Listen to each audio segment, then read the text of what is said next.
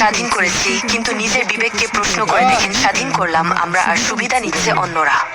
এই কি তাহলে স্বাধীন দেশ, যে দেশে ব্যাটারি চালিত রিক্সা বন্ধের অভিযানে নামার আগে এই যারা রিক্সা চালক রয়েছে তাদের কর্মস্থানের একটা ব্যবস্থা না করে?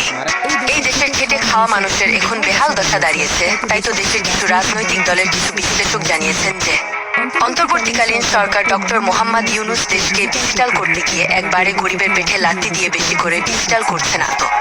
রিক্সা চালকের এমন অবস্থা দেখে এবার মুখ খুললেন এই Naim Ali, online activist. Dumping করা হচ্ছে, এই রিক্সার ক্ষতিপূরণ কে দেবে? মানে সরকারের কোন বাবা এই রিক্সার ক্ষতিপূরণ দিবে? এই রিক্সার কাছে বাংলাদেশের বর্তমান মূল্যটা কত?